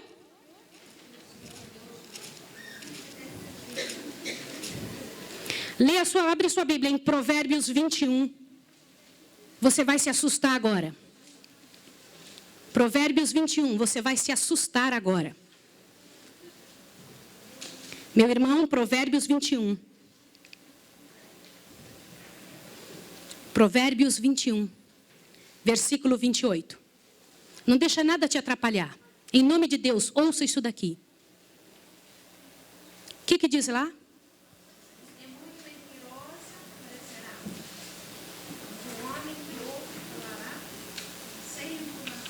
Gente, olha o que diz aqui a minha Bíblia. Abre bem seu ouvido. A testemunha falsa perecerá. Tá certo, Danita não vai entrar no céu, né? Mas olha o que está escrito mais. Mas o homem que a ouve, o quê? Será destruído para sempre. Vocês já viram aqueles casos em que a pessoa chega e ouve, olha, não vai ouvir não, porque você não sabe o que eu sei da vida dessa pessoa. Toma muito cuidado, porque eu sei que fulano e fulana fez isso. Vocês sabem de quem que essas pessoas são enviadas? De Satanás. Porque se essas pessoas fossem enviadas de Deus, ela iria para salvar na pessoa pecadora e falaria com a pessoa, nunca sobre a pessoa. E o duro é que nós não sabemos que quando nós ouvimos, somos culpados igual. Sabe o que significa isso? Eu tenho um caderninho que por muito tempo eu usei. Eu trabalho em cima daquele caderno, que é um caderninho onde eu trabalho com os pacientes que eu atendo, as pessoas que eu cuido ali. E ali eu vou colocando. Mas às vezes algumas pessoas pensam que o meu trabalho de conselheira é para elas virem contar algum erro e alguma fofoca sobre alguém. Quando eu percebo isso, eu digo o seguinte para a pessoa: agora que você já confessou o pecado dos outros, que tal você confessar o seu? Raramente a pessoa, Danita, quando fala mal do seu próximo, ela corre porque tem um coração extremamente orgulhoso. Ela se acha melhor do que as outras pessoas. Sabia disso? O Danita se acha melhor que os outros. Tem um coração orgulhoso, uma vontade danada de ser melhor que a outra pessoa. Por isso é que fala mal. Porque quando fala mal, ela se esconde atrás do pecado do outro. Por isso que o Danita perdeu o céu. Salmo 15, verso 1 a 3. Vai lá em Salmo 15, por favor. Salmo 15. Abre a sua Bíblia em Salmo 15. E veja uma coisa interessante que diz aqui. Salmo 15. Salmo 15. E eu vou ler essa palavra para vocês no original, como está escrito em hebreu, tá bom? Salmo 15. Vamos ler juntos? Olha que bonito. Senhor, quem habitará no seu tabernáculo? Quem morará no seu santo monte? Quem? Aquele que anda com sinceridade, pratica justiça e de coração fala a verdade. E que mais? Aquele que não difama com a sua língua e não faz mal ao seu próximo, nem contra ele aceita nenhuma afronta. O que isso nos diz, meus irmãos? O que isso nos ensina? Eu vou fazer a pergunta de novo para vocês. Se eu soubesse disso e me calasse, o que vocês fariam comigo? Se eu soubesse disso e me calasse, o que Deus faria comigo? Não é hora de nós colocarmos um freio, tanto na nossa língua quanto na língua das outras pessoas, quando vem falar conosco? Nós estaremos salvando pessoas ao fazer esse tipo de coisa. Nós estaremos salvando seres humanos. Nós estaremos ajudando nossos irmãos a irem para o céu, resolver suas vidas. E quanta vida é destruída por esse tipo de ação? Quantos trouxeram um livro, Eventos Finais? Trouxeram? Eu preciso que mais pessoas tragam hoje à tarde. Abre a sua Bíblia, abre o seu livro na página 154. Página 154. Abre o seu livro na página 154. Eu tenho um para você, ó. Você quer? Alguém precisa de mais um livro? Pega aqui, irmã. E dá uma olhada que coisa interessante. Estas coisas que eu estou falando, como não fui eu que inventei, elas têm que ser também esposadas por outra pessoa que seja eu, que não seja eu. Página 152. No parágrafo anterior ao final. O que é que diz ali? Vamos ler juntos? Como a linguagem é a mesma, vamos ler todo mundo junto. Página 152. Críticas injustas causam perdas de almas. Gente, é tão difícil ganhar uma alma. Só quem dá estudo bíblico sabe como é difícil ganhar uma alma. Quem aqui dá estudo bíblico? Eu queria ver a mão, por favor. Ok. É fácil ganhar uma alma? Não dói o coração quando você ensinou e a pessoa acaba escorregando por causa de alguma coisa que um irmão falou? Você fica ali meses ensinando, meses. E depois a pessoa ouve uma crítica horrível. Olha o que está escrito aqui. Vamos ler juntos? Vamos ler todo mundo. Eu quero não só ouvir minha voz. Mesmo em nossos dias, tem havido e continuará a haver famílias inteiras que uma vez se regozijaram na verdade e que perderão a fé devido às calúnias e falsidades que lhe foram apresentadas com relação àqueles a quem amavam e com os quais tiveram agradável conselho. Abriram o coração à semeadura do joio. Podem ler comigo, por favor. O joio brotou entre o trigo. Eles o fortaleceram. A seara do trigo tornou-se cada vez menor. E a preciosa verdade para eles perdeu o seu poder. Por causa de calúnia, irmãos.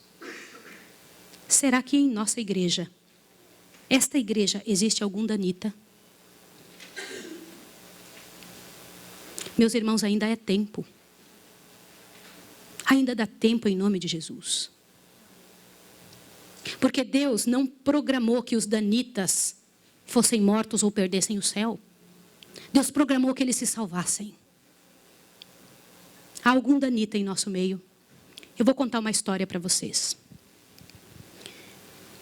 Há 20 anos atrás, eu fazia parte de uma mesa numa associação.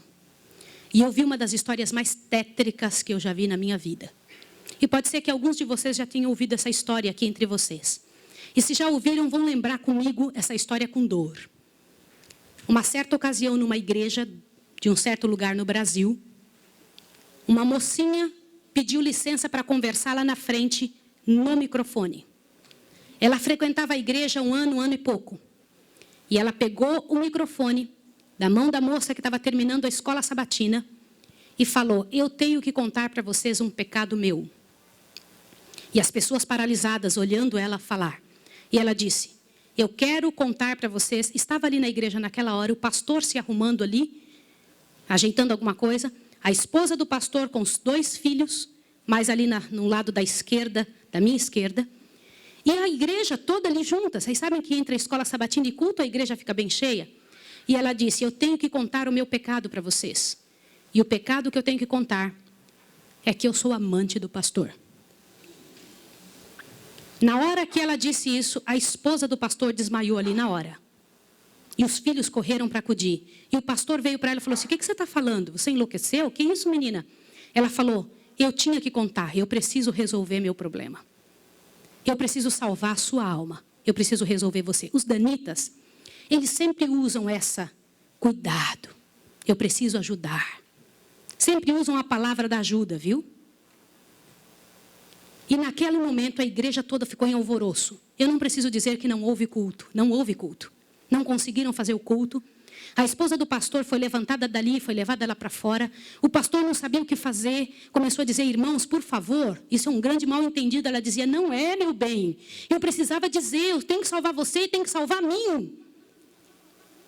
E ela foi levada para um quartinho, a esposa do pastor foi atrás e começou a conversar com ela, e falou com ela, e foi um alvoroço muito grande. E ela disse: olha, eu vou te provar que isso é verdade. Nós combinamos que ninguém nunca ia saber, foi uma coisa muito bem feita, mas eu preciso te contar. E falou para a esposa do pastor, prestem bem atenção no que eu vou dizer. Falou: só tem uma maneira de você me acreditar, vem aqui. O seu marido tem uma marca na genitália dele. E a marca é assim, assim, assim.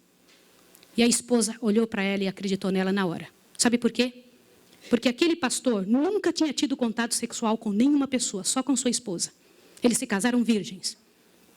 E ela disse: ninguém sabe disso. Como é que essa moça sabe? Consegue imaginar o que é isso? E ela também nunca tinha contado isso para ninguém. E ela pegou a esposa do pastor, passou a acreditar. E ela contou detalhes sobre o corpo do pastor, detalhes sobre ele, até de coisas que ele falava enquanto dormia. Preste atenção. Eu não preciso dizer para vocês que aquele casamento acabou. A igreja todinha daquele pastor entrou num estado de bancarrota que vocês não têm ideia. Uma palavra, como diz Tiago, pode estragar a vida de uma pessoa para sempre. Sabe quantos anos se passou dessa história? Até que eu fiquei sabendo, isso foi há 20 anos atrás que eu fiquei sabendo. Já tinha se passado 20 anos que isso tinha acontecido. Por que eu fiquei sabendo dessa história? Foi numa mesa, numa comissão, numa associação. O presidente um dia nos chamou e disse o seguinte: irmãos, eu preciso da ajuda de vocês e oração por algo. O que foi? Há 20 anos atrás aconteceu a história de um pastor e contou toda a história para nós. Foi numa igreja assim, assim, assim, e nós tiramos a credencial desse pastor. E esse pastor foi para um sítio e ficou sozinho. A esposa dele é casada, tem outros filhos, está vivendo a vida dela. Mas eu fui chamado, olha o presidente nos contando. Eu fui chamado há alguns dias na casa de uma senhora com os cabelos todos brancos morrendo de câncer. E essa mulher morrendo de câncer pediu muito para falar com o pastor. Mas tinha que ser o presidente da igreja adventista. E eu fui até lá porque eu sou o presidente. Quando eu cheguei lá, a mulher me contou que ela tinha sido a moça que tinha falado aquilo do pastor. A amante, a suposta amante do pastor. E ela contou para o presidente que ela havia inventado toda essa história. Mas como que ela sabia dos detalhes do corpo do pastor? Na ocasião em que ela tinha se apaixonado pelo pastor, ela trabalhava como faxineira dentro do hospital. E o pastor foi internado, prestem atenção, internado para uma cirurgia de apêndice e passou muito mal. E ela era amiga de uma enfermeira. E entrou dentro do quarto junto com a enfermeira, destampou o corpo do pastor e olhou o corpo do pastor todo. Durante o tempo em que o pastor estava dentro do hospital em coma. E quando o pastor falava algumas coisas, ela ouviu o que o pastor falou E ela olhou os detalhes do corpo do pastor e guardou. Satanás plantou na cabeça dela 1 ano. E ela formulou e acabou com a vida do pastor. E o presidente pegou uma credencial, foi lá no sítiozinho onde o pastor o coitado daquele pastor, o caluniado estava, e chegou para ele e falou, junto com uma comitiva dos irmãos, pastor, eu vim aqui te entregar a sua credencial de novo, nós descobrimos que era mentira. Sabe qual foi a resposta do pastor, irmão? O pastor disse assim, vocês me devolvem minha família e meus filhos também? Vocês me devolvem minha reputação? Se vocês não devolverem junto, eu prefiro ficar aqui. E esse pastor, uns dias atrás, eu soube que ele morreu lá naquele lugar. Quem foi a assassina daquele pastor? Não foi só aquela mulher, foram todos que falaram junto. Porque, gente, quando acontece um inferno desse, uma multidão de gente sofre, uma multidão de gente machuca. Fica machucado. Meus irmãos, vocês me perdoem ter que falar sobre isso, mas é verdade. Existem muitos lugares que eu tenho muito medo de pregar, mas eu vou igual se me chamam. Porque eu vou falar uma coisa para vocês. Ontem à noite eu comentei que a vida de quem prega essas verdades é altamente prejudicada. Uma coisa desse tamanho é passada de boca em boca, de forma que apareça o inferno no final. Será que existem danitas no nosso meio? O céu é um lugar tão fabuloso. Não vale a pena, meus irmãos. Não vale a pena. Deus tem mais para a nossa vida. Tem mais coisas para ocupar a nossa mente. Para fazer parte do nosso vocabulário. Para nós pensarmos a respeito das pessoas. Vamos fazer um exercício? Pense bem da pessoa que mais mal você sabe dela. Imagine isso agora. Sabe o que vai acontecer com você? Teu coração vai se encher de paz. Porque é isso que acontece, gente. Se você não for capaz de abrir a sua boca para trazer paz para a vida de alguém, não abra a sua boca para trazer o inferno para a vida de quem quer que seja. Jesus ama as pessoas pecadoras e miseráveis. Todas aquelas que pecaram horrivelmente, Jesus ama. E Ele tem mais para oferecer para nós. Eu vou pedir uma coisa em nome de Jesus essa manhã. Uma coisa que é muito difícil de fazer. Mas se há alguém em nome de Jesus que falou algo de outra pessoa, ainda que seja verdade, e que não pediu perdão, que peça perdão a Deus agora e corra e peça perdão para a pessoa. Sabe por quê? Abre seu ouvido, que agora a parte principal desse sermão está aqui. Em nome de Jesus, abre seu ouvido. Eu preciso que você ouça, não deixa nada te atrapalhar. Você sabe por que existem igrejas frias que não mudam? Você já viu aquelas pessoas falarem? Você é ancião, não é, irmão? As pessoas vêm para você e reclamam. Que igreja fria? O que está acontecendo? O que não acontece? Nada muda. Vocês sabem por que isso? Alguém sabe? Gente, a principal razão, e eu vou ler para vocês agora ali. A principal razão porque a igreja fica fria é por causa da presença dos danitas. Eles são aptos a trazer veneno para a cabeça e o coração das pessoas. Abre a sua Bíblia em Tiago 3. Tiago 3. Tiago 3. Deus tem mais para a sua vida, meu irmão. Deus te fez para luzir nesses últimos dias da história da terra. Para crescer em nome de Jesus. Para fortalecer a sua história. Para se transformar numa bênção. Deus não fez a gente para sofrer, para se angustiar. Deus não fez você para ser um veículo do demônio, de Satanás. Deus fez você para viver, para ser abençoado, para ser feliz. Abre a sua Bíblia em Tiago.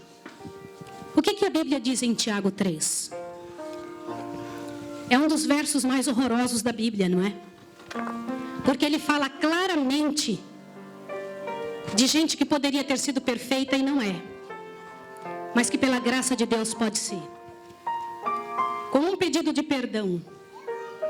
Com um pedido.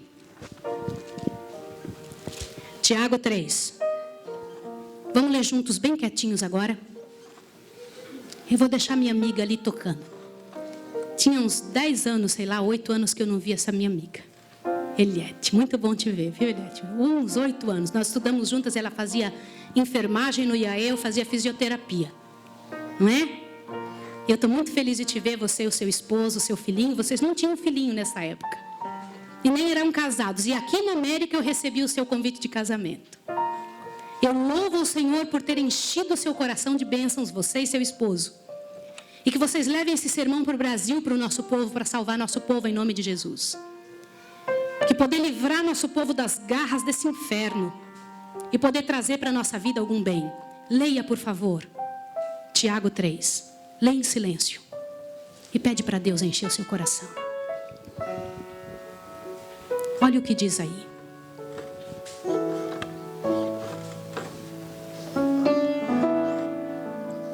Meus irmãos, aqui na Bíblia diz que quem se acha juiz dos outros vai receber um juízo mais severo.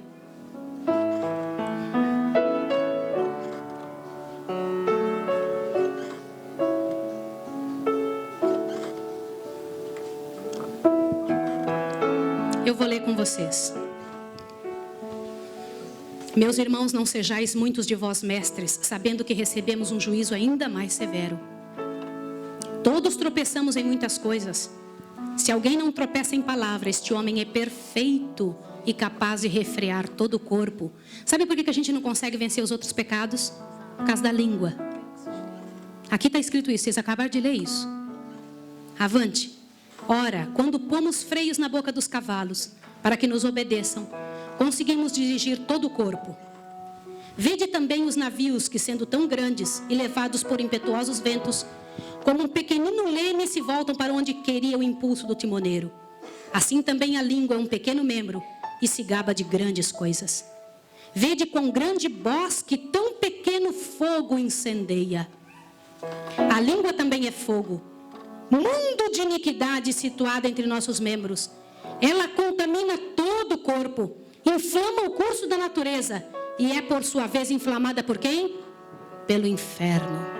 Irmãos, em nome de Jesus, quando algum irmão vier falar mal de quem quer que seja, ainda que você saiba que é verdade, ore com essa pessoa, peça por ela, peça por você, porque não só Satanás está usando aquela pessoa, mas está tentando encontrar em você um meio de te acabar com a sua história e te levar a ser um danita também.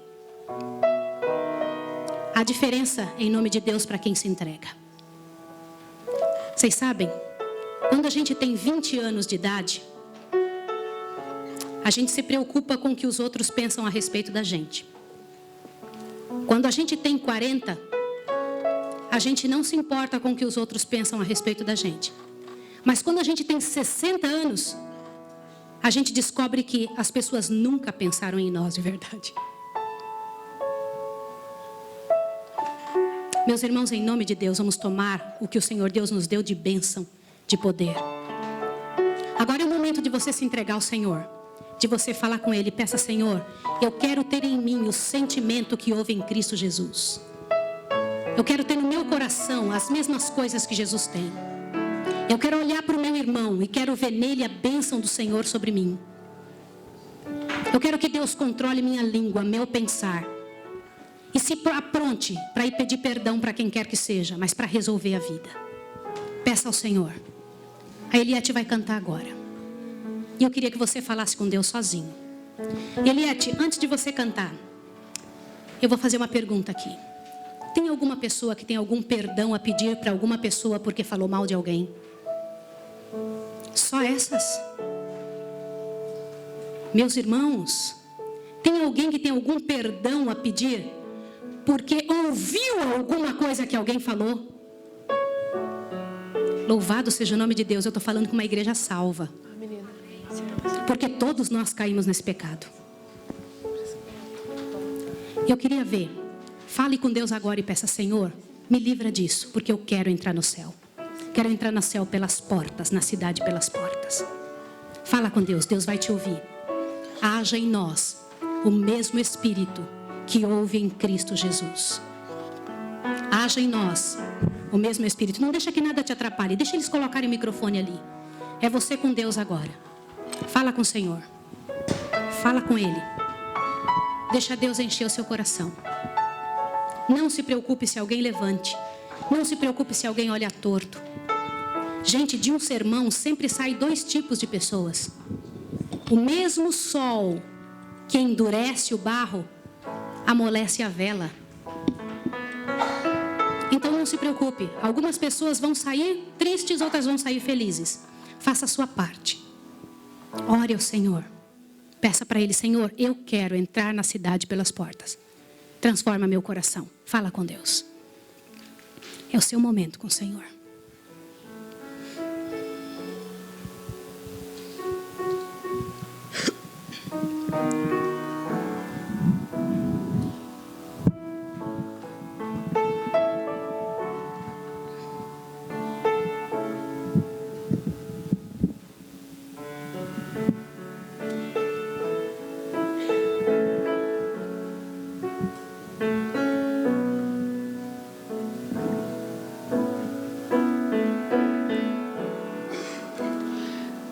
Age em nós o mesmo Espírito que houve em Cristo Jesus.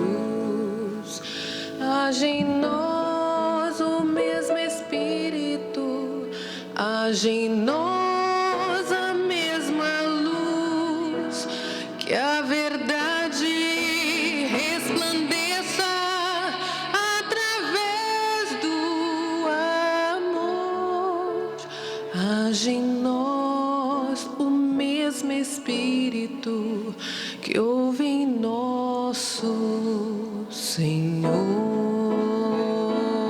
Amém.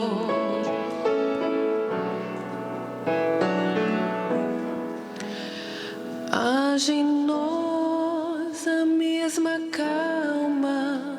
Age em nós a mesma paz. O amor dentro da alma que transforma e satisfaz. E a beleza da humildade através do amor. Mostra em nós o mesmo Espírito que houve em nosso Senhor.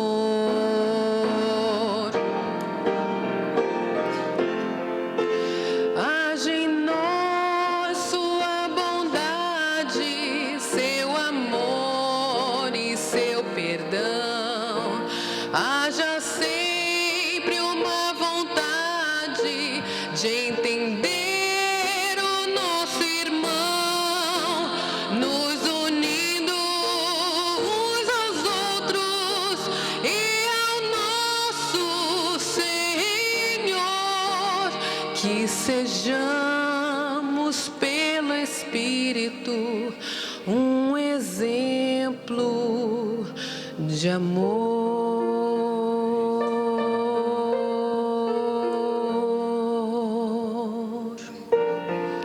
Amém, Que Senhor. sejamos pelo Espírito um exemplo de amor.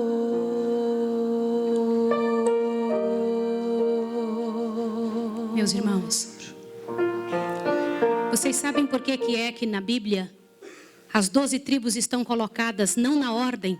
Dê uma olhadinha de novo lá. Coloca o novo quadro. Vocês vão se assustar agora de ver quem é o Deus que pega vidas tão miseráveis quanto dos filhos de Jacó.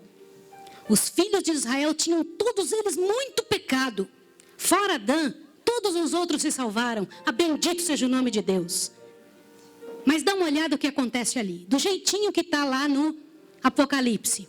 Está tudo fora de ordem, não está? Mas dá uma olhada o que Deus fez. Judá, vamos ler de cima para baixo o significado dos nomes? Lá no Apocalipse. Louvem, vejam o filho. A multidão ditosa e feliz lutou com Deus e venceram. Esqueceram o que ficou para trás, obedeceram e escutaram, unidos a Deus. Receberam galardão, habitarão e multiplicarão os filhos da minha destra. Isso está escrito lá no Apocalipse, isso que vai ser no final. Para mim e para você. Meus irmãos, vamos ver o que tem de melhor nas pessoas. Deus tem mais para você. Lê você agora. Vamos ler juntos? Lê lá, vamos lá. Louvem, vejam filho. Uma multidão ditosa e feliz lutou com Deus e venceram. Esqueceram o que ficou para trás. Obedeceram e escutaram unidos a Deus.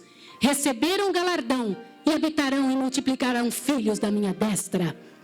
Amém. Isso está reservado para você e para mim. Abre a sua Bíblia no último verso. Isaías 60. Isaías 60 é para gente vitoriosa. É para gente que Deus ouviu a oração. E Deus ouviu a sua oração que você fez. Deus ouviu a sua oração te dando força para você ir para casa. E pedir perdão para as pessoas que por acaso você permitiu que falasse. E de hoje em diante, se alguém vier falar alguma coisa, corra para os pés de Jesus, ore junto. Corra para os pés de Jesus, ore junto com a pessoa. Salve essa pessoa em nome de Jesus Cristo. Pode ser que ela tenha mais pecado de quem ela está falando. Vamos orar Isaías 60, verso 1. Olha o que está escrito aqui.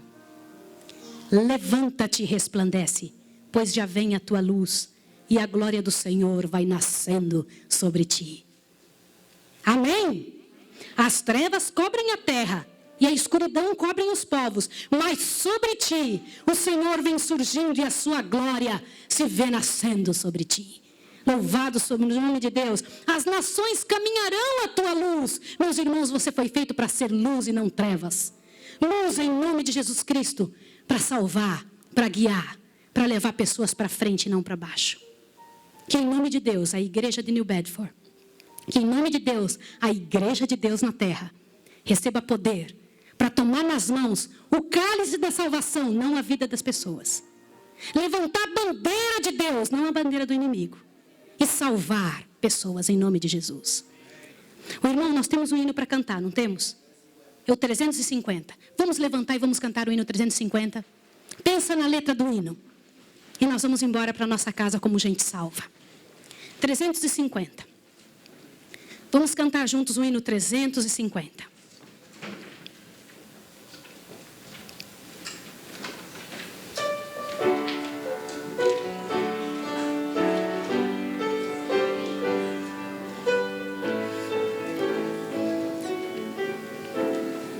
Encha seu coração para cantar. Não permita que nada te atrapalhe o teu momento com Deus. Olha a quem você pertence. O inimigo não tem parte mais em nossa história, pela graça de Deus. Eu pertenço ao meu Rei, filho sou do Senhor. Nas eternas mansões morarei. Amém, gente. Já das glórias ouvi, lá da pátria de amor, com seus filhos as desfrutarei. Enche o coração. Eu pertenço ao meu Rei, filho sou do Senhor. Ele nunca me esquece, eu o sei. Amém. Dar-me a salvação por seu grande favor, e na glória perene estarei. Um minuto só, por favor. Volta um minutinho o texto anterior. Nós não vamos cantar dar-me a salvação. Nós vamos cantar já me deu salvação. O povo de Deus não vai receber salvação nenhuma, já recebeu, pela graça do Senhor. Então, próxima vez nós vamos cantar já me deu salvação. Tá bem? Então vamos avante, vamos lá. Enchendo o coração. Eu pertenço ao meu Rei, é por mim seu amor, sua paz e descanso terei. Seu conforto me vem mitigar qualquer dor, com amor guardar a sua grei. Canta. Eu pertenço ao meu Rei, filho sou do Senhor. Ele nunca me esquece, eu o sei. Já me deu salvação, já me deu salvação por seu grande favor, e na glória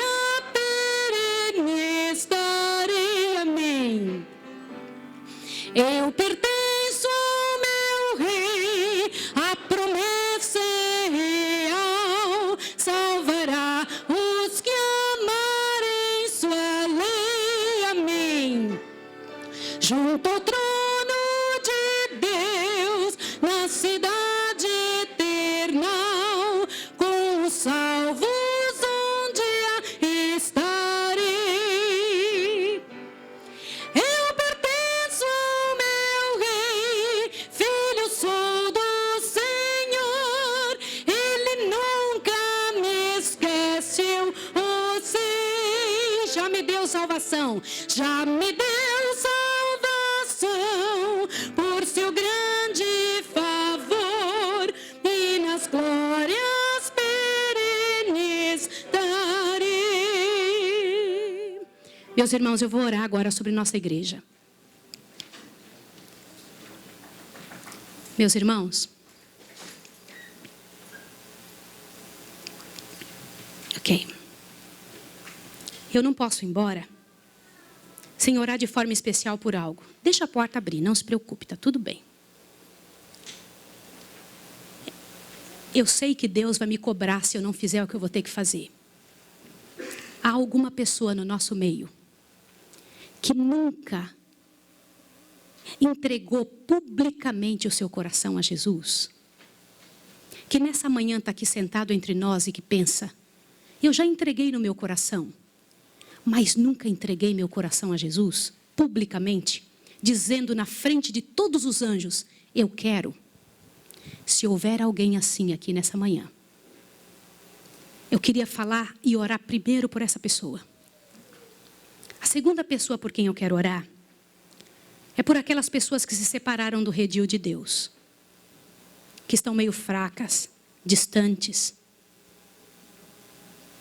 para quem o Senhor Deus um dia deu muitas promessas a respeito do céu e que por acaso esqueceram. E que por um motivo ou outro Satanás tem levado por outro lado e que agora sentiu vontade de voltar. Nessa manhã, eu queria orar por essa. A segunda pessoa por quem eu quero orar é por essa. E a terceira, eu quero orar por aqueles que, embora tenham seus nomes no livro da igreja, que são adventistas do 7º dia, estão entre o povo de Israel, mas que quem sabe se Deus hoje os chamasse, não estariam salvos. Há alguma pessoa que gostaria de dizer em nome de Jesus: eu sou uma dessas três, eu quero levantar a mão. Louvado seja Deus. Portanto, em nome de Jesus, receba a oração que eu vou fazer agora. Eu vou fazer oração pelos nossos filhos, pelas nossas crianças, por todos que estão fora da igreja, pelos que ainda não aceitaram. Eu vou fazer oração por mim mesma e por meu esposo, por todas as pessoas que caluniam e pelos caluniados.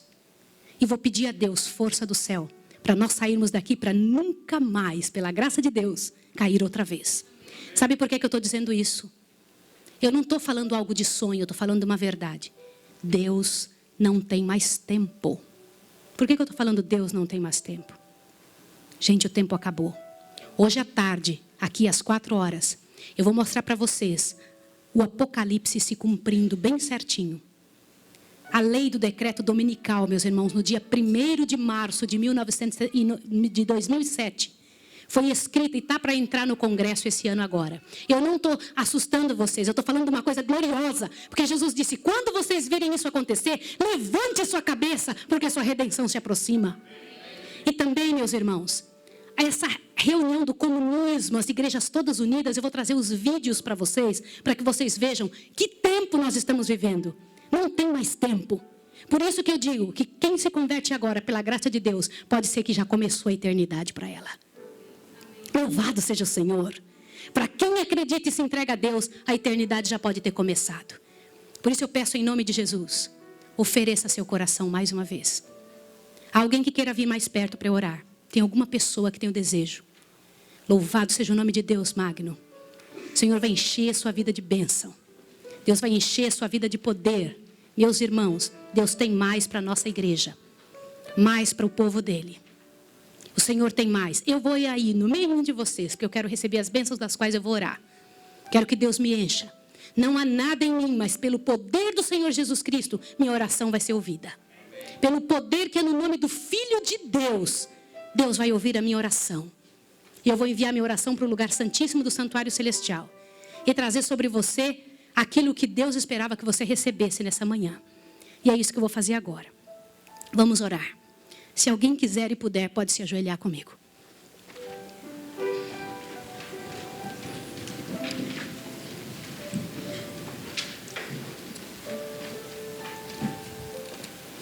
Meu Deus bendito. Em nome de Jesus Cristo, teu Filho, nosso Redentor. Aquele que está no lugar santíssimo do santuário celestial, De onde vai voltar para levar embora todos os filhos dessa terra que acreditaram, confiaram e se permitiram mudar, transformar de vida? Eu te agradeço. Eu te ofereço o nosso coração, o meu coração, e me atrevo a oferecer o coração dos meus irmãos. Amém, Senhor. Pai Santo, no silêncio desse momento, eu venho pedir-te a paz, a sabedoria e a força. Amém. Queremos, Pai de amor, sair daqui hoje olhando o mundo com os olhos de amor. E assim como tu mesmo os vê, nos meus irmãos, Senhor, não vê neles senão o bem. Cerra os nossos ouvidos a toda calúnia. Amém. Guarda nossa língua de toda maldade. E que só de bênção se encha o nosso espírito, Senhor. Que sejamos tão humildes e prudentes que todos quantos se achegarem a nós sintam a tua presença. Reveste-nos de tua beleza, Senhor. Que no decurso de nossa vida nós possamos te revelar a todos. Senhor, ajude que nossos filhos em casa ouçam bênçãos, Pai de amor, não maldições. Que as pessoas, quando chegarem próximos de nós, possam sentir que o Senhor está conosco. Eu queria te pedir agora que, em nome de Jesus, o Senhor fosse em todas as pessoas que caluniam e abraçasse elas muito forte, Senhor. Que elas fossem cheias do teu amor e da tua bênção. Que elas sintam, Senhor, coisas melhores na vida para não se encherem de sentimentos ruins. E em nome de Jesus, abraça também quem foi caluniado. Dê a ele força, Senhor, fazendo lembrar de que o Senhor Jesus Cristo passou pela mesma coisa. E que o Senhor disse que se assim fizeram a vara verde, o que então fariam as secas? Senhor, nós somos as varas secas. Eu te imploro em nome de Jesus que nos dê a força, a firmeza, o caráter de quem se entrega para o Senhor. Quem sofre qualquer coisa, mas que se mantém firme, Pai de amor, em nome de Jesus. Pai, abençoa particularmente agora aqueles que se entregaram pela primeira vez. Abençoa, Senhor, de forma especial aquele que por acaso, meu Deus, em nome de Jesus Cristo, por algum motivo, no dia de hoje, veio na igreja e que está meio distante de Ti. Pai, que seja o último dia da história dessa pessoa distante do Senhor. Amém. Que ela se entregue como nunca a Ti, Senhor, que volte para casa dizendo: e tem uma porta pela qual eu vou entrar na cidade de Deus. Amém. Meu Deus, também entre nós, Pai Santos, que temos o nome no livro da igreja, e que por acaso, Senhor Deus, temos vivido entre o povo, mas não como povo, eu te imploro, Senhor, que nossa história mude. Dê com tua própria voz ordem ao inimigo para que saia de nossa vida. Senhor, eu te entrego o teu povo, te entrego meus irmãos queridos. Te peço que o Senhor me ajude a amar, me ensine a amar os teus filhos. Ensine a cada um de nós a amar os teus filhos e nos traga para o final da tarde para receber tua última bênção do teu sábado. Em nome de Jesus. Amém, Senhor. Amém. Deus abençoe cada um.